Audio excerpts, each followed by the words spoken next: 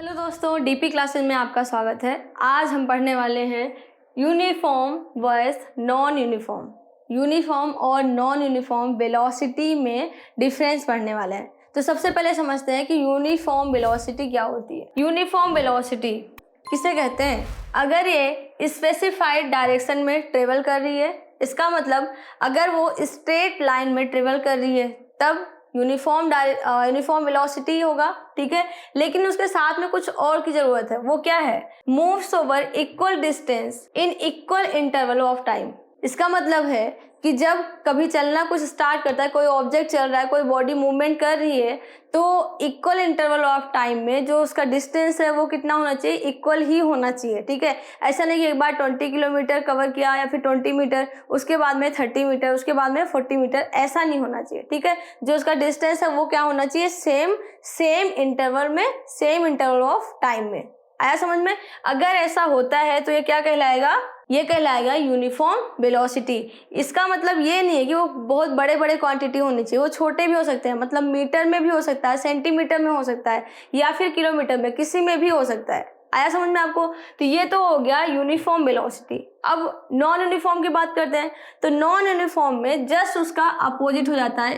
That mean distance are not equal in same interval of time. चलो check करते हैं कैसे, क्या कहना चाह रहे हैं, इसको उदाहरण से समझते हैं। फॉर एग्जाम्पल, एक बॉडी है, यहाँ से मूवमेंट करना स्टार्ट किया, चलना स्टार्ट किया, ठीक है। तो पहले 5 सेकंड में वो 10 मीटर तक जाता है, ठीक है, 5 सेकंड में। फिर अगले 5 सेकंड में वो फिर से 10 मीटर कवर करता है, 20 मीटर पहुँच गया। फिर उसके बाद में फिर नेक्स्ट 5 सेकंड में 30 मीटर कवर कर लिया। उसके साथ में ही डायरेक्शन भी जो है वो एकदम स्ट्रेट लाइन का है ना। ऐसा नहीं है कि एक बार इधर मुड़ा, एक बार इधर मुड़ा, एक बार इधर, अलग अलग डायरेक्शन नहीं है। डायरेक्शन भी सेम ही है, इसको ध्यान में रखना। डायरेक्शन क्या होना चाहिए? डायरेक्शन सेम होना चाहिए। चूंकि वेलोसिटी की बात हो रही है, यहाँ पे डायरेक्शन बहुत मायने रखती है, ठीक है।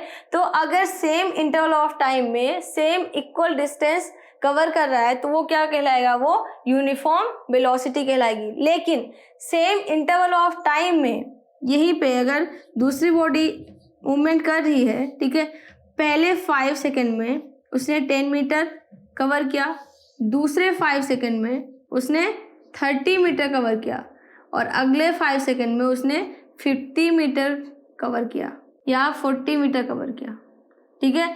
इसका मतलब ये यूनिफॉर्म वेलोसिटी बिल्कुल नहीं है, क्योंकि ये इसकी वेलोसिटी जो है वो बिल्कुल भी चेंज हो रही है, ठीक है, वो इक्वल नहीं है।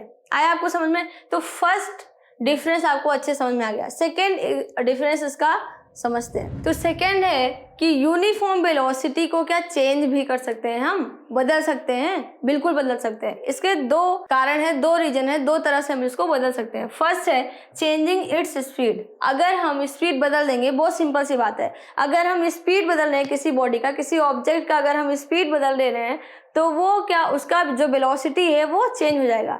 लेकिन सेकंड ये है कि अगर स्पीड को कांस्टेंट रखते हैं, स्पीड अगर कांस्टेंट है और केवल डायरेक्शन चेंज हो जाता है, तब भी वेलोसिटी चेंज हो जाती है, ठीक है।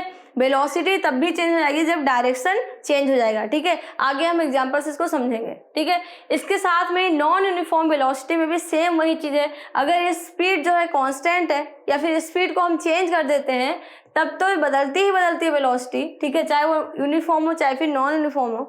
उसके साथ में ही अगर स्पीड कांस्टेंट है और डायरेक्शन चेंज हो रहा है, तब भी वेलोसिटी चेंज हो जाएगी। इसके साथ में एक एग्जांपल से समझते हैं, ठीक है। जैसे कि एक सर्कुलर मोशन में कोई बंदा यहाँ से चलना स्टार्ट किया, ठीक है, और इधर से जा करके इसकी स्पीड कांस्टेंट है, ठीक है। इसकी स्पीड क्या है? इसकी स्पीड कांस्टेंट है हर जगह पे, तब भी ये नॉन यूनिफॉर्म वेलोसिटी कहलाएगा। क्यों कहलाएगा?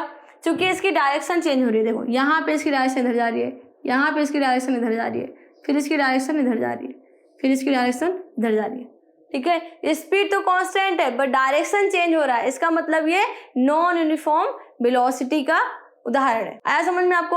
अब ये चेक कर लेते हैं हम कि नॉन यूनिफॉर्म और यूनिफॉर्म वेलोसिटी को उदाहरण मतलब क्वेश्चन से कैसे समझ सकते हैं कि ये इसका डायरेक्शन चेंज करने से किस तरह से यूनिफॉर्म चेंज हो जाता है। देखो समझते हैं इसको। आइए चेक करते हैं इस एग्जांपल से कि स्पीड कांस्टेंट हो लेकिन डायरेक्शन अगर चेंज हो जाए तो वेलोसिटी कैसे चेंज होती है। देखो यहाँ पे इसमें स्पीड 200 किलोमीटर इन नॉर्थ डायरेक्शन है, ठीक है। इसका मतलब इसकी वेलोसिटी किस साइड में है, 200 किलोमीटर पर हावर किस डायरेक्शन में है, नॉर्थ में, ठीक है।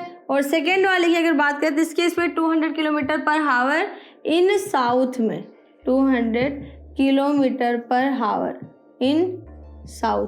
तो जैसे ही इसकी डायरेक्शन चेंज होगी वैसे उसकी वेलोसिटी चेंज हो जाएगी। आया समझ में आपको? तो इस तरह से आप और भी कई उदाहरण से समझा सकते हैं एग्जांपल से। उसमें क्वेश्चन में जब आए तो वहाँ पे भी समझा सकते हैं, या फिर किसी को अच्छे से वेलोसिटी समझाना है तो कई एग्जांपल लेके आप उसको समझा सकते हैं, या फिर खुद भी अच्छे से समझ सकते हैं। वीडियो अगर आपको पसंद आती है तो वीडियो को लाइक करें, ज़्यादा से ज़्यादा लोगों तक शेयर करें और इस चैनल को सब्सक्राइब करें। धन्यवाद।